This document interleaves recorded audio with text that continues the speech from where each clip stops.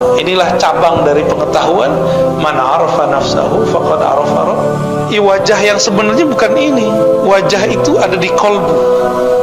Kolbu itulah yang menghadap kepada Allah Subhanahu wa ta'ala. Ada sebenarnya kolbu yang di atas 3 kolbu ini. Kolbul awliya, kolbunya para wali. Apa ciri-ciri kolbu para wali?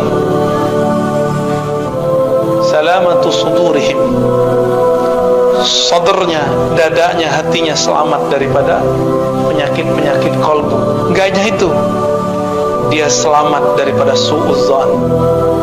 Tidak hanya itu, selamat dari syak.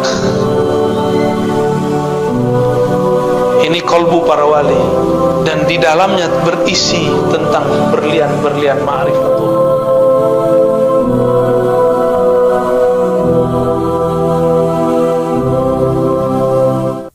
Asyhadu an la ilaha illallah wa asyhadu anna Muhammadan abduhu wa rasuluh.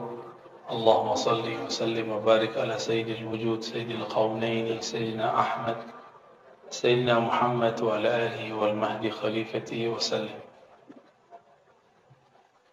Bapak Ibu yang dimuliakan Allah, yang diberkahi Allah, Nabi sallallahu alaihi wasallam selalu mengabsen sahabatnya, sehingga satu kali Sayyidina Ali tidak muncul di saat subuh. Maka beliau bertanya, "Aina Ali?" Di mana Ali? Maka para sahabat mengatakan, matanya sedang sakit wahai Rasulullah. Maka Nabi SAW pun datang ke rumahnya. Ternyata benar mata beliau lagi sakit. Maka disembur oleh Rasulullah SAW dengan air ludahnya. Namun air ludah Rasulullah beda dengan air ludah kita.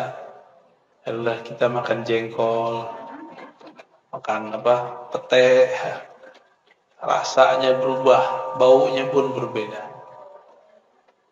Baginda Nabi Muhammad SAW menganggap bahwa orang yang dapat berkah hidupnya, orang yang memulai bangun subuh, yang mulai dengan berjamaah di masjid, itu keberkahan yang berlipat. Semoga yang hadir pagi ini diberkahi oleh Allah SWT. Saya yakin yang hadir ini punya pekerjaan nanti, ya. Tapi menyempatkan pagi hari sebelum bekerja untuk mengisi kolbunya. Insya Allah ini pertanda kolbunya hidup. Semoga ini juga pertanda kolbunya sehat. Kolbu itu di dalam Al-Quran dibagi 3. Ada kolbu muttaqin, hudal lil muttaqin. Ini kolbu yang di dalamnya ada hidayah. Kolbu seperti ini tidak ada keraguan kepada Alkitab dan Sunnah. Percaya kepada yang gaib, menunaikan ibadah dengan semampunya, dan meyakini bahwa hanya Allah lah sang maha pemberi rezeki yang mutlak. Wa mimma razaqnahum yunfikun. Rezeki itu jatahnya sudah ada, tinggal mau jemput. Dan cara menjemputnya tentu beda-beda. Ada orang menjemputnya berangkat pagi pulang sore.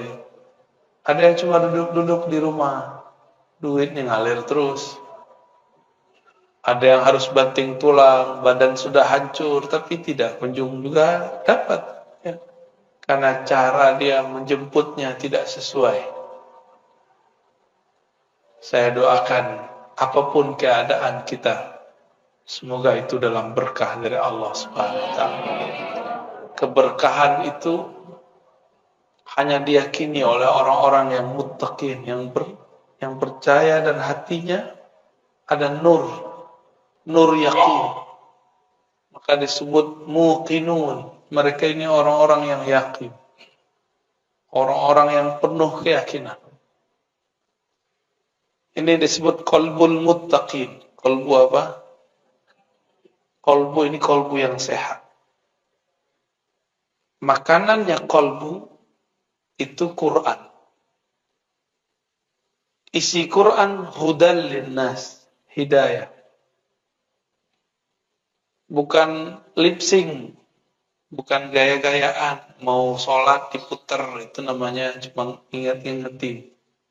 Bukan mushaf itu saja dibawa kemana-mana, bukan. Tapi ketika dia menghayati isinya. Maka jangan terlalu nafsu baca Quran. Baca Quran itu dengan ketenangan kalbu. Baca Quran jangan nafsu, cepat-cepat khatam. Membacanya penuh dengan penghayatan. Semoga di masjid ini nanti ada majelis tafsir Quran berdasarkan kitab-kitab yang sahih. Kitab-kitab yang ditulis oleh para ulama ahli tafsir. Nggak usah banyak-banyak, 1 ayat, 2 ayat, tapi jalan terus. Karena Nabi mengatakan, makommu nanti di surga adalah di akhir ayat yang engkau baca dan pelajari. Nanti kita terakhir bacanya apa, disitulah makom terakhirnya. Percaya nggak tuh? Percaya, ya. Apa kata Allah? Irqi, naiklah kamu. Makomnya naik terus, 1 ayat beda dengan orang di samping, itu udah ibarat langit 1 dengan langit 2. Makomnya.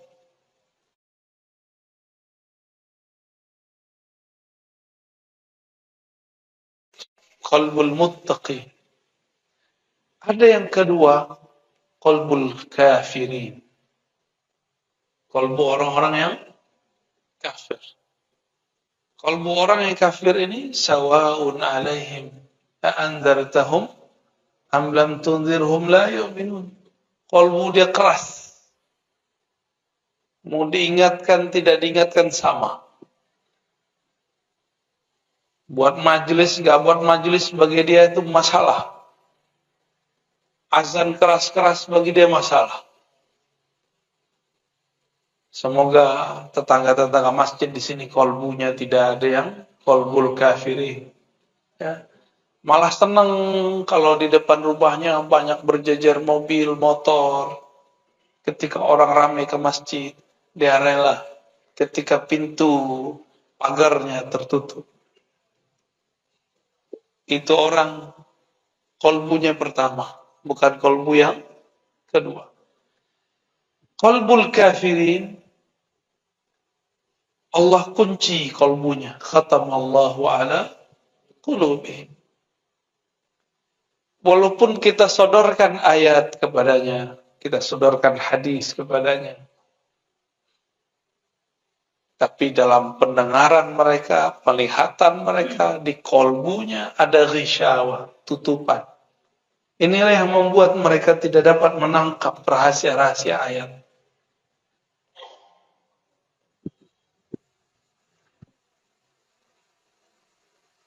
Namun ada kolbu yang lebih gawat lagi, namanya kolbul munafiqin.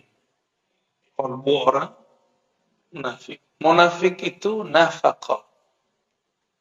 Orang-orang yang menunjukkan kesolehan tapi menyembunyikan kekufuran. Izhar as-salah wal iman wa ikhfa'ul kufur wal fisq. Menyembunyikan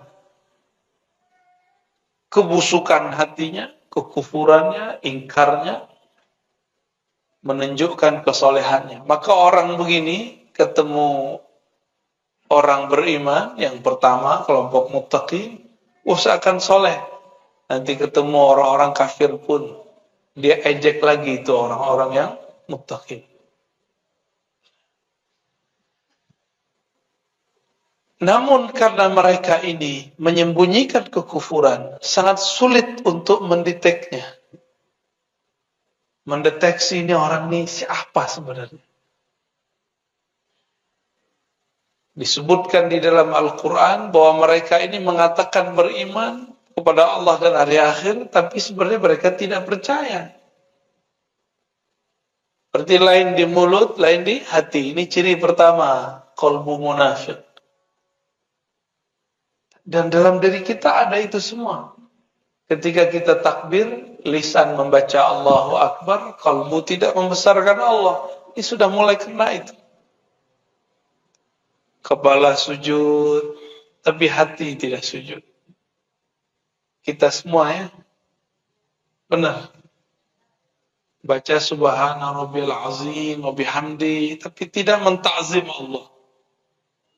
Baca subhana rabbil a'la wa bihamdi, tapi tidak meninggikan Allah subhanahu wa ta'ala. Allah enggak perlu disuci-sucikan. Persepsi kita tentang Allah yang perlu disucikan. Ya. Mereka ini yukhadi'un. Mereka ini mencoba menipu Allah dan orang-orang beriman. Dikira kalau berpenampilan yang saleh, berkalam-kalam yang Arabik ya, ke Arab-Araban, berpenampilan seperti ahli sholat, bisa menipu orang beriman, bisa menipu Allah subhanahu wa ta'ala. Ini orang sibuk dengan penampilan, gak sibuk dengan yang di dalam batinnya.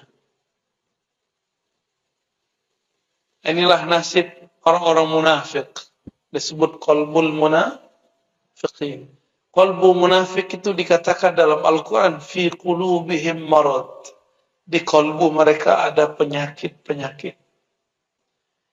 Ayat ini menunjukkan bahwa penyakit itu tidak hanya yang zahir. Penyakit kepala. Kalau Bapak Ibu ini penyakit kantong ya. Ngomong sama dia duit aja isi otaknya. Apa kabar? Apa kabar? Dompet kurang. Omongannya duit. Kapan ngomongin Allah? Ada lagi ngomonginnya kawin. Kapan membicarakan Allah subhanahu wa ta'ala? Maka disebutkan dalam ayat lain, wala yazkurunallaha illa qalila. Munafik itu qalbunya tidak ingat, tidak sebut Allah kecuali sedikit. Penampilan soleh, tapi kalau ngomong ke politik, kebencian isinya. Enggak ingat Allah subhanahu wa ta'ala. Mereka lah yang merusak dulu. Merusak di zaman Rasulullah sallallahu alaihi wasallam. Mereka tidak punya tempat di sisi Rasul sallallahu alaihi wasallam. Maka mereka membuat masjid baru, tandingan masjid Nabi, masjid Dirar, masjid yang ingin merusak barisan umat Islam. Masjid tandingan. Tapi ketika mereka makar, Allah pun bermakar. Karena makar itu dibuat oleh hamba Allah. Si hamba tunduk kepada Allah subhanahu wa ta'ala. Ketika mereka makar, apa yang terjadi? Allah pun menyusun skenario sendiri. Tiba-tiba Rasulullah mengirim Ibnu Malik untuk nyamar jadi orang munafik. Satu kali Nabi sallallahu alaihi wasallam diundang oleh beberapa sahabat untuk makan di rumahnya. Ketika giliran sampai di seorang sahabat, Nabi diminta sholat di rumahnya. Ternyata ini rumah baru diresmikan. Itulah dalil kalau kita baru naik rumah, diundang ulama, guru ngaji, sholat di situ. Sholat sunnah kan, atau sholat apapun. Itu bukan bid'ah ya. Nggak tahu, tanya aja dalilnya. Jangan bilang bid'ah mulu. Ya. Apa istilah orang sini? Kalau rumah baru kita huni itu apa? naik rumah ya. Benar. Samalah dengan istilah kampung saya. Makanlah Nabi Shallallahu Alaihi Wasallam di sana. Selesai makan, ngobrol. Tahu-tahu Nabi nanya, Aina fulan, Aina ibn Malik, mana si Malik? Berkatalah sahabat Nabi yang lain, wahai Rasulullah, itu si Malik munafik. Dia masuk wajahnya wajah munafik. Masa dia hadir di masjid Diron, kira-kira begitu. Apa kata baginda Nabi Sallallahu Alaihi Wasallam? Pada pelit selawat ya, dari tadi saya ngetes itu cuma ada yang soal. Selawat dong Pak. Ya. Antum nanti panggil-panggil Nabi, Nabi cuekin karena nggak pernah selawat di dunia. Sebut nama Nabi lewat aja, bengong aja. Udah sadar belum? Masih dalam tidur ya? Masih tidur? Wudhu lagi. Nabi Sallallahu Alaihi Wasallam ketika beliau bertanya, di mana Malik ibn Malik? Jawaban para sahabat radhiyallahu taala anhum, dia munafik wahai Rasulullah. Lalu Nabi Sallallahu Alaihi Wasallam mengatakan, jangan kamu katakan dia munafik. Kenapa? Li'annahu, karena dia berkata la ilaha illallah Muhammadur Rasulullah. Dari kolbunya dia baca.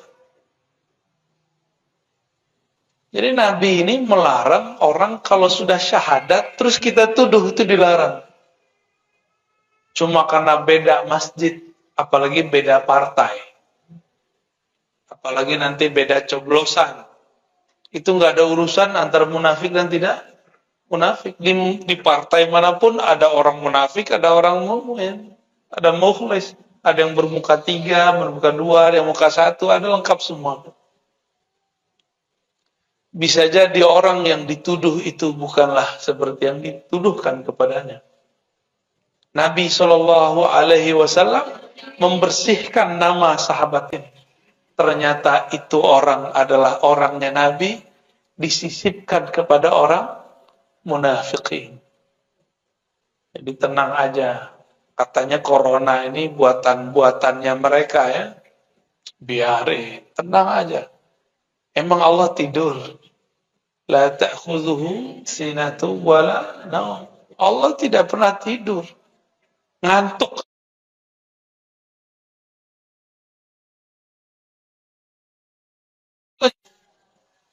Allah pernah lelah? Tidak pernah. Allah pernah lalai? Enggak. Karena Allah tidak pernah tidur, tidak pernah lelah, tidak pernah ngantuk. Maka dia tidak akan pernah membiarkan orang Islam, orang beriman disiksa, dizalimi, enggak akan pernah membiarkan. Karena Allah lah waliyul ladzina amanu.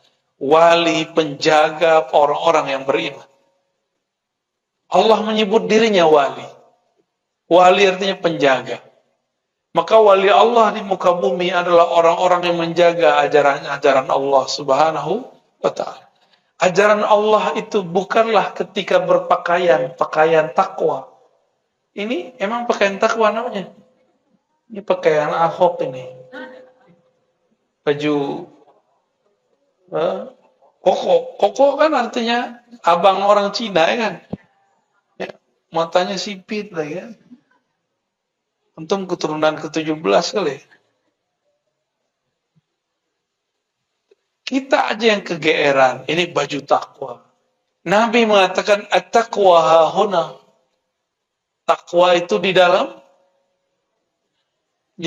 dada. Hahuna.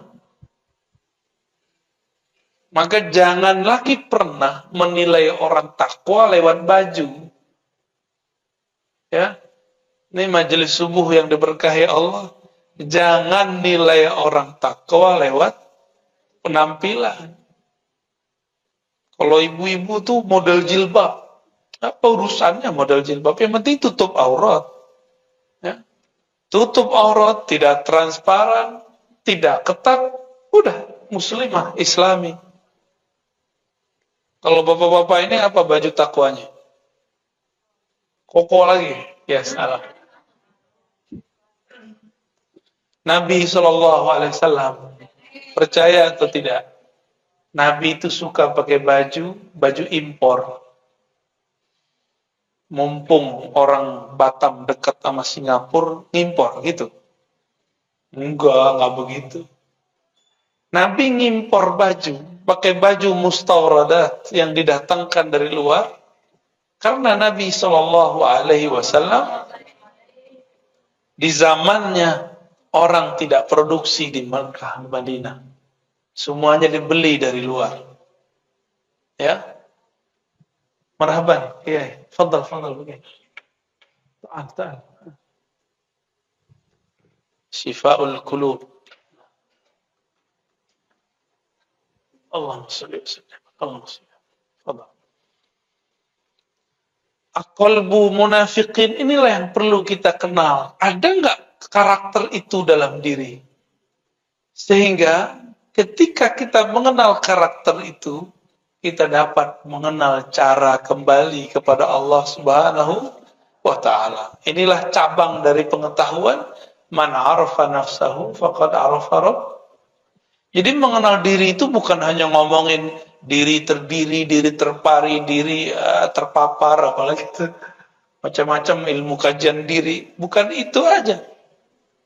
Mengenal penyakit di dalam diri itu adalah bagian dari ma'rifatun nafs. Mengenal diri. Jangan ketinggian ngomongnya. Badanku, tubuhku, sifat Allah, kalbuku, nur Allah. Apa itu ya? Nanti ngomong itu. Emang dengan berkata begitu kita usul kepada Allah kan enggak? Ya, ada masanya ngomong begitu. Tapi enggak benar juga. Tubuh ini bukanlah sifat Allah, fi'il Allah. Tubuh ini adalah tajalli fi'il Allah, bukan fi'il Allah. Itu beda tuh.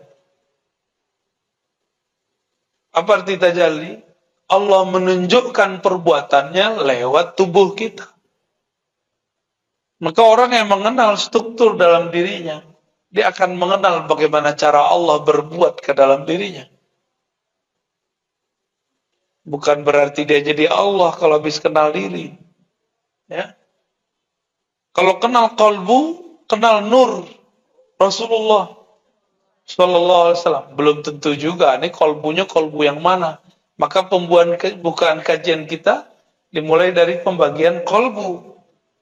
Qalbu apa yang pertama tadi? Qalbul muttaqin. Qalbu yang kedua, kafirin. Qalbu yang ketiga, qalbu ketiga ini dia ada iman tapi penyakitnya lebih banyak. Karena penyakitnya di dalam dada, yang mengerti cuma ahlus sudur, ahli dada, ahli rohani. Tidak semua guru ngaji, guru ustadz itu ahli qalbu. Ada yang cuma dapat ijazah fikih. Fikih ngurusin ilmu hukum. Ada yang cuma gelar LC, MA, doktor. Itu urusan akal.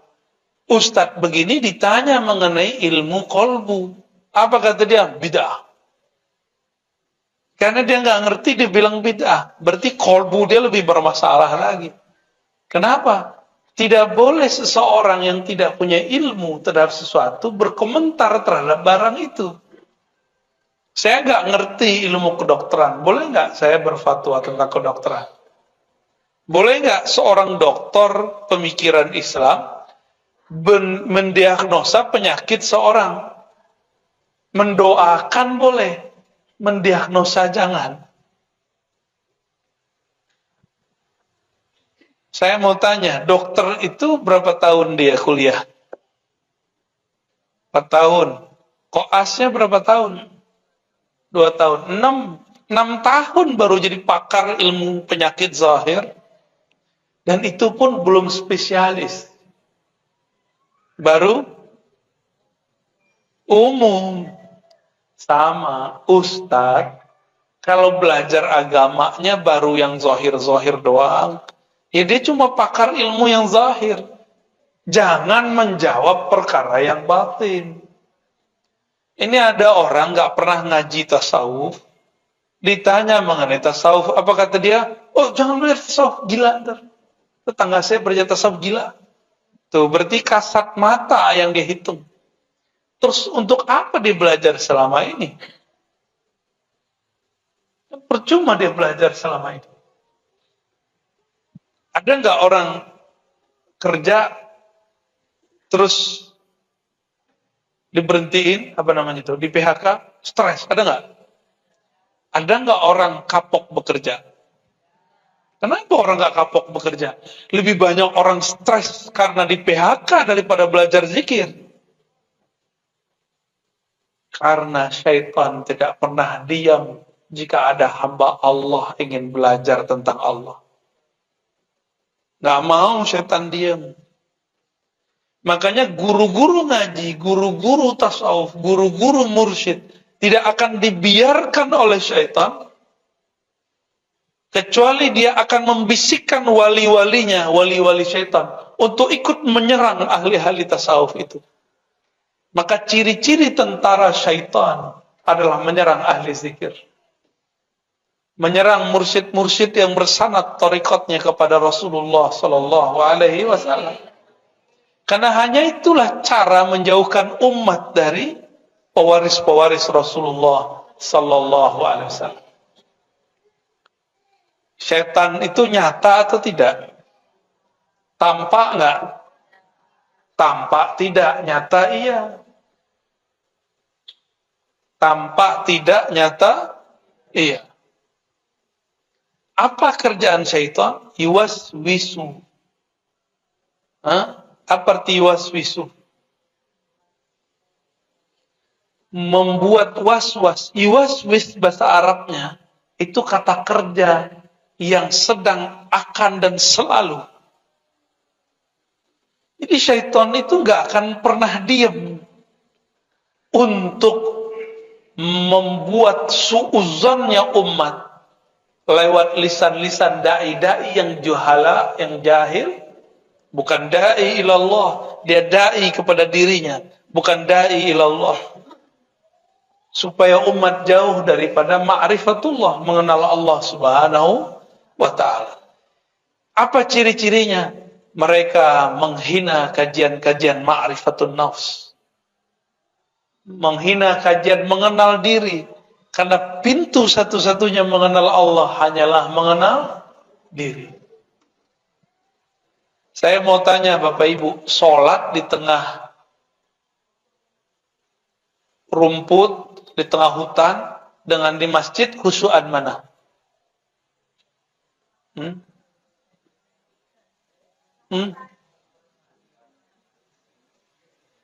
Sholat, ada gemercik air, tambah khusyuk nggak? Iya apa enggak? Iya. Ya udah guyur aja di rumah itu hari. Kawan kita pengen sholat khusyuk, maka kata gurunya, sholatlah di tengah bunyi alam. Maka dia carilah batu di tengah sungai, biar gemercik air. Tuh ada ular.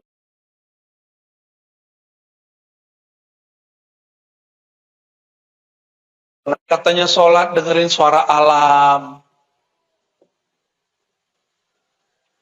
Dengerin suara alam. Dia kira kalau dengerin suara-suara begitu bisa khusyuk. Berarti khusyuk dia di telinga. Kalau mendengarkan suara gemercik air bikin khusyuk, terus orang, mohon maaf, orang tuli bisa khusyuk nggak? Mikir kalau berfatwa ya. Nggak tahu jalan khusyuk, tanya kepada orang yang khusyuk. Khusyuk itu mata tertunduk ke tempat sujud. Kepala tersungkur, ya, menyentuh lantai. Zahirnya tuh, kolbunya kemana? Kolbunya menghadap kepada yang membolak-balik kolbu. Allah bertempat nggak? Enggak butuh tempat. Tempat yang butuh Allah.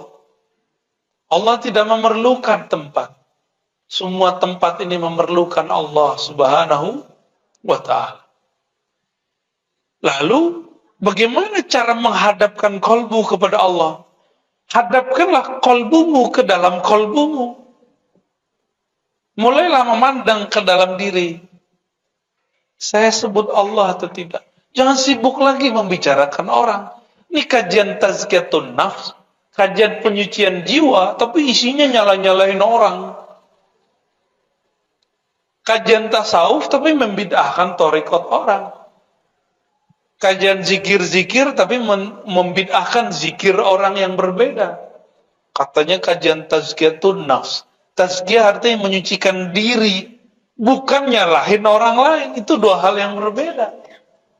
Akibat tidak mau menyebutnya dengan istilah tasawuf. Ya. Jadi nggak usah malu ya para ustadz. Kajian kita, kajian tasawuf, sebut istilah tasawuf. Karena tasawuf itu seperempat dari ajaran agama ini. Pertama bab akidah, yang kedua bab al-Islam tentang fikih, yang ketiga bab tasawuf, yang terakhir bab akhir zaman. Tapi jangan salah guru juga tuh akhir zaman. Kalau nggak beres yang nomor tiga ini jadi cocok logi. Karena galau. Kolbunya nggak selamat.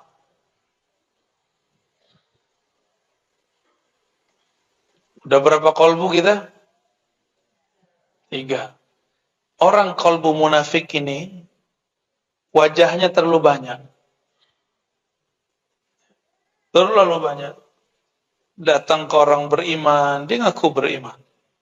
Datang ke kelompok A, seakan-akan dia kelompok A.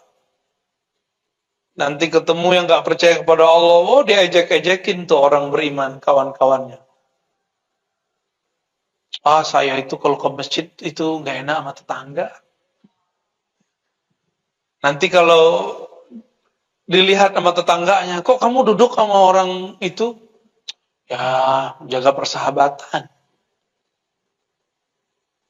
Selalu bermanis-manis mulut. Orang-orang munafik itu diajak buat baik. Apa kata dia? Oh, kami lebih baik. Innama nahnu muslihun. Kami udah duluan daripada ente. Ya. Diajak beriman, dia bilang, orang beriman itu orang bodoh. Nih, mukanya banyak. Mukanya terlalu banyak. Bapak Ibu yang melekat Allah, jangan banyak-banyak muka. Muka kita cukup satu menghadap kepada Allah Subhanahu wa taala. Wajjahtu wajhiya lilladzi fataras samawati wal ardh. Aku hadapkan wajah. Wajah itu adalah sesuatu yang menghadap. Maka disebut ini wajah. Padahal ini bukan wajah sebenarnya. Wajah yang sebenarnya bukan ini. Wajah itu ada di kolbu. Kolbu itulah yang menghadap kepada Allah Subhanahu wa ta'ala. Ada sebenarnya kolbu yang di atas 3 kolbu ini. Kolbul awliya. Kolbunya para wali. Apa ciri-ciri kolbu para wali? Salamatu sudurihim. Sadarnya, dadanya, hatinya selamat daripada penyakit-penyakit kolbu. Enggak hanya itu. Dia selamat daripada su'udzan. Tidak hanya itu. Selamat dari syak. Ini kolbu para wali. Dan di dalamnya berisi tentang berlian-berlian ma'rifatullah. Mengenal Allah Subhanahu wa ta'ala. Maka para aulia itu Di kolbunya ada kitab. Baca ayat, ada ustadz baca ayat, wali baca ayat, hasilnya beda. Karena di kolbu dia ada kitab yang Allah turunkan ke dalam kolbunya, itu disebut ilmu laduni. Kolbunya wali Allah ini la khaufun alaihim wala hum yahzanun. Mereka tidak gelisah. Gak ada sedih yang berkepanjangan. Kenapa? Qulubuhum ma'muratun bi dzikrillah. Kolbu mereka makmur menyebut nama Allah. Ramai di kolbunya sebutan asma, nama-nama Allah Subhanahu wa ta'ala. Masih ingat waktu kecil dulu takut ada pohon besar, lampu nggak ada. Ini Batam ini kan baru banyak lampunya kan beberapa tahun belakangan ini aja. Dulu-dulu kan belum ya. Yang paham maksud saya, kalau kita lewat di satu tempat yang gelap, kita kata orang ngucap gitu ya. Ngucap apa? Guru saya diajarin sama dokter. Ngucap Pak. Dia nggak tahu itu ulama. Maka dia kerjain tuh dokter. Ngucap. Lagi diperiksa sama dokter, dia sakit, tapi nggak kelihatan nama alatnya. Saya sakit dokter. Ngucap Pak, udah tua nggak mau ngucap. Maka dia bilang ngucap. Itu ulama. Dokter ini nggak tahu yang dipegang ini seorang mursyid, guru ahli zikir, guru saya, Abu Hasan Basri namanya.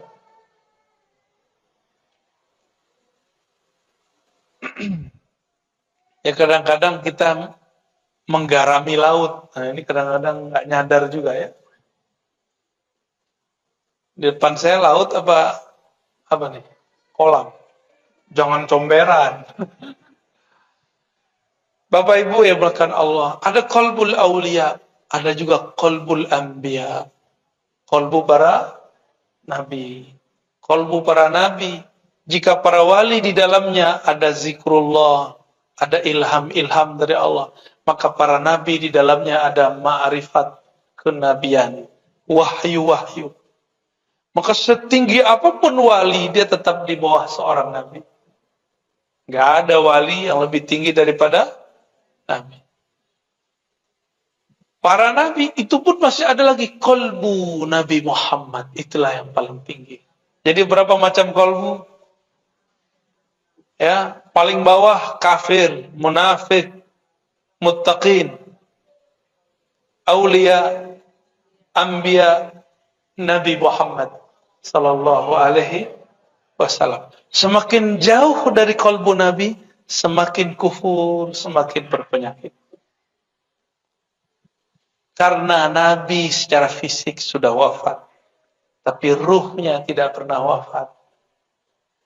Maka hadirkanlah ia dalam kolbu kita. Hadirkan ia dalam salawat. Maka beruntunglah yang menghidupkan majelis-majelis salawat. Beruntunglah yang menghidupkan majelis-majelis zikrullah. Kolbunya ma'mur. Ciri-ciri orang munafik sedikit zikir, banyak nyalahin orang. Ciri-ciri kolbul muttaqin adalah kolbu yang sibuk menyebut namanya, jarang menyalahkan orang lain. Maka ada kajian munafikin. Hati-hati. Dia pakai branding nama Rasul, hati-hati. Sunnah Rasul, hati-hati. Tugasnya mereka cuma nyalahin orang beriman, mecah belah umat. Nah, jangan sampai ini kemudian kita salah ambil. Semoga ke depan umat tambah dewasa, tambah mengerti mana yang disebut nutrisi kolbu, mana yang akan merusak kolbu, ya, mana yang akan menyembuhkan kolbu, syifa, mana yang menjadi halak, ya, menghancurkan kolbunya. Allahumma amin ya rabbal alamin. Gimana Pak? Udah. Suatu kali ada seorang sahabat tanya kepada Rasul, hadis sahih Muslim sallallahu alaihi wasallam. Wahai Rasulullah, aku senang dipuji. Apakah itu merusak amal ibadahku? Aku dipuji orang lain, padahal aku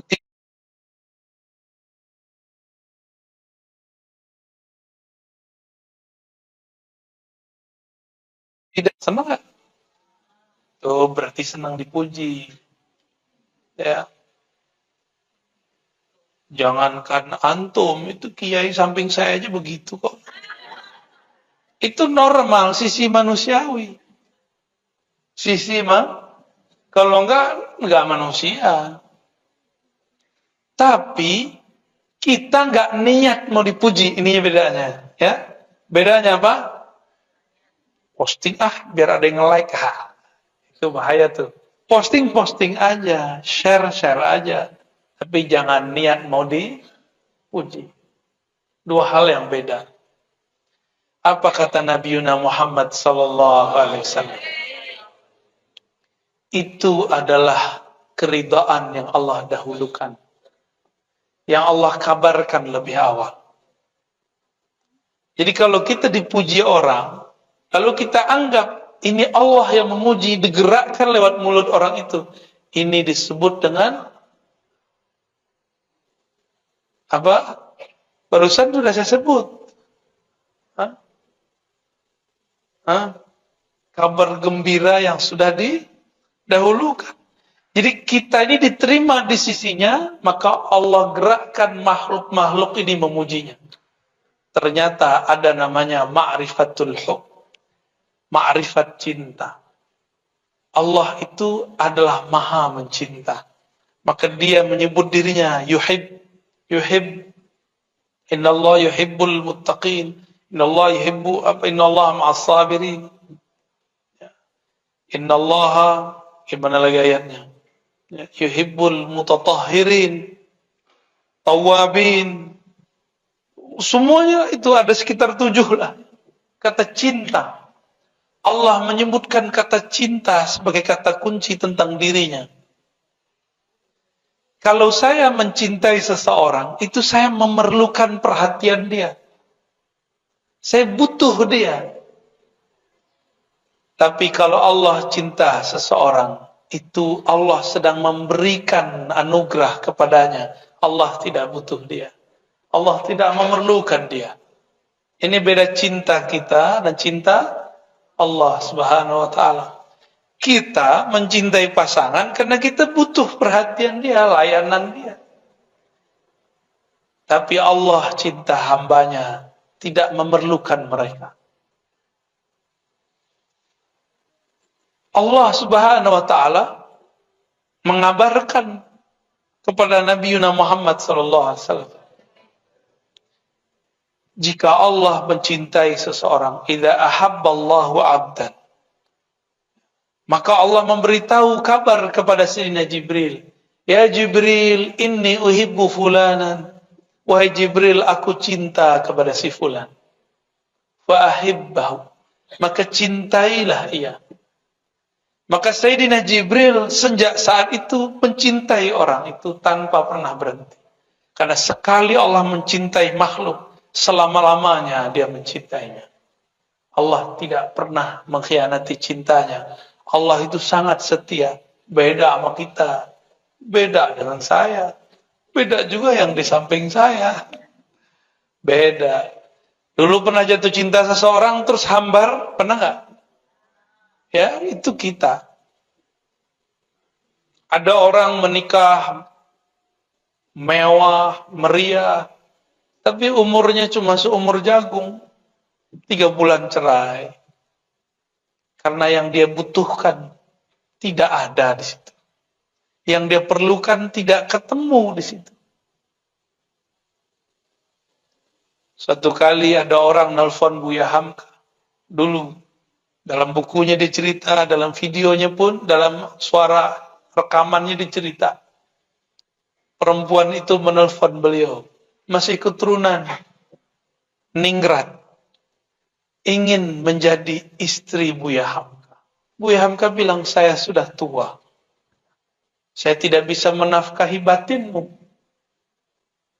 Apa kata dia? Saya tidak perlu, wahai Tuhan. Saya hanya ingin membersamai Buya. Wah, gawat itu. Tapi begitulah cinta.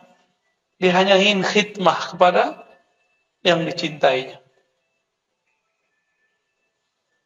Nah, bunuh dulu handphonenya ya. Matikan. Itu bahasa halusnya. Matiin itu bahasa kasar itu. Sama kasar dengan bunuh. Tuh matiin. Mengganggu orang lain kalau saya nggak terganggu. Baik, ya. Jadi Allah buat pengumuman. Wahai Jibril, aku mencintai fulan. Fa'ahibbahu. Maka Jibril turun ke langit ketujuh. Mengatakan, ya ahlas sama, wahai penduduk langit. Innallaha yuhibbu fulanan. Allah cinta kepada seorang fulan ini. Fa'ahibbuhu. Maka cintailah mereka. Malaikat butuh cinta nggak? Enggak. Malaikat itu makhluk yang nggak butuh cinta juga. Dia nggak ada syahwat. Dia nggak perlu perhatian. Malaikat itu makhluk yang statis, kaku. Disiplin. Itu malaikat. Mirip-mirip kayak robot, tapi robot Allah. Jadi kalau saya menyebut, biar antum paham, malaikat itu makhluk kayak apa? Kayak robot. Sesuai dengan apa program dia begitu aja. Begitu aja. Gak bisa dirubah-rubah. Maka semua malaikat dari langit ke-7, langit ke-6, sampai ke langit pertama mengatakan, Inni uhibbu fulanan. Aku cinta kepada fulan karena Allah cinta kepadanya. Inilah yang disebut viral di langit. Ya, terkenal di langit, enggak sembarang-sembarangan itu. Terkenal di langit belum tentu terkenal di bumi. Namanya harum di langit. Kenapa? Karena dia sebut-sebut nama Allah. Tapi biasanya kalau sudah viral di langit, dia adalah orang yang memviralkan Allah di bumi.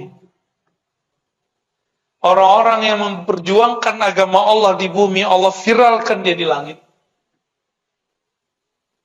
Nama-nama dia disebut. Inilah yang dikatakan dalam surat Ghafir. Bahwa para malaikat memintakan ampun. Yastaghfiruna lillazina amanu. Mereka memohonkan ampun untuk orang-orang yang beriman di bumi. Semoga nama yang hadir pagi ini termasuk disebut di sana. Amin ya rabbal alamin.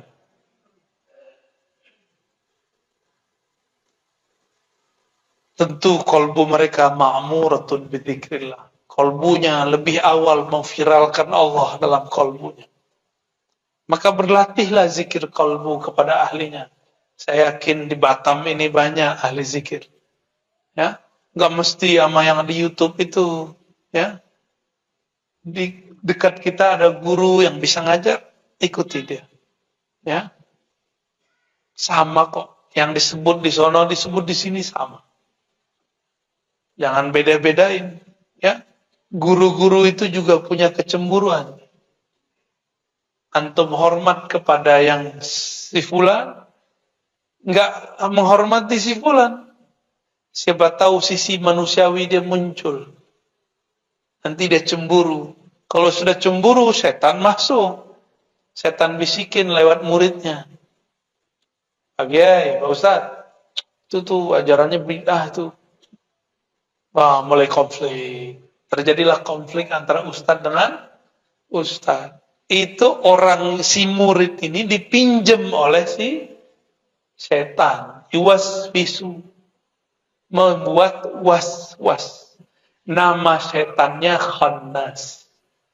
Jadi kalau buat majelis, masuk ke satu majelis, bacalah kul yang 3 itu. Jadikan wiridan, kalau enggak, jadikan wirid setiap ba'da sholat. Supaya kalau kita ketemu orang, bermajelis, kita jauh dari was-was.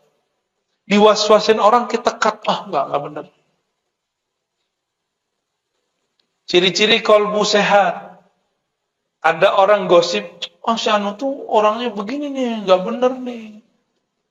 Si kolbu yang sehat bilang, enggak, maksud dia enggak begitu. Terus kolbunya sehat itu. Tapi kalau kolbu dia bilang, iya nih kemarin saya digituin sama dia, kena tuh. Ya.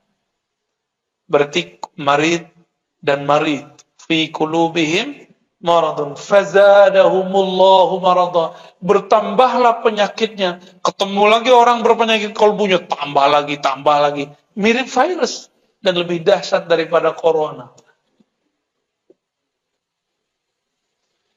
Bapak Ibu yang melakukan Allah, itulah tingkatan-tingkatan kolbu. Siapa yang kenal kolbunya, dia akan kenal yang membolak-balik kolbunya. Inilah makna, salah satu makna daripada judul ini. Siapa yang kenal diri, kenal Allah. Diri kita yang paling dekat adalah kolbu. Kenalilah dirimu yang mana. Cukup katakan, ya Allah, kolbuku berpenyakit. Engkau maha penyembuh, sembuhkanlah ya Allah.